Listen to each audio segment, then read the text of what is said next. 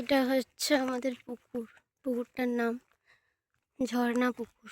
এইদিকে একটা বিশাল বড় অনেক পুরনো আম গাছ আছে।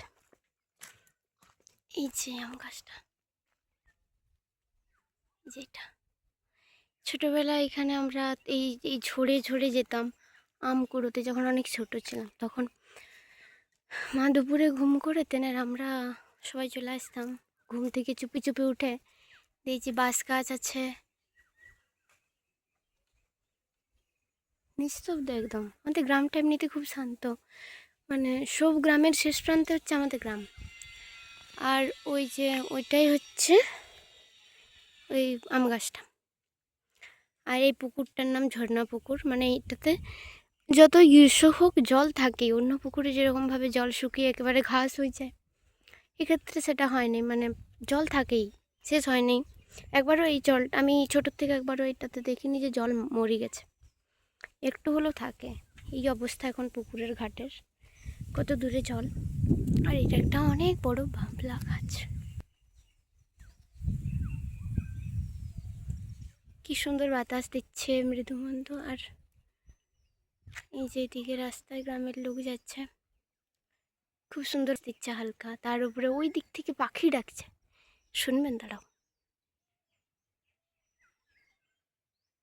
আমি জানি নি ফোনে আসছে কি আসছে না আওয়াজটা, কিন্তু আমি শুনতে পাচ্ছি।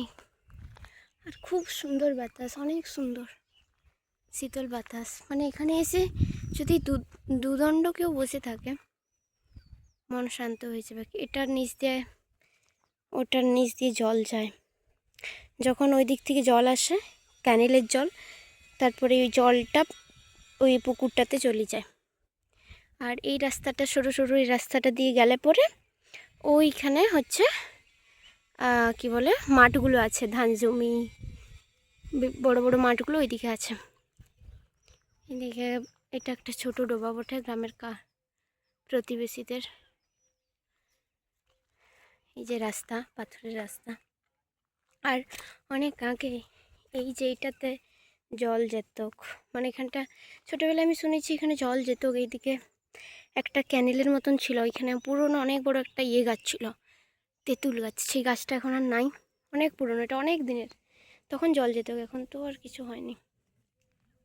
এই যে পুকুর পাড়, গ্রামের মাঠ, পুকুর পাড়, শান্ত শীতল বাবলা গাছের ছায়া, আমতল, পাখির ডাক, মৃদুমন্দ বাতাস।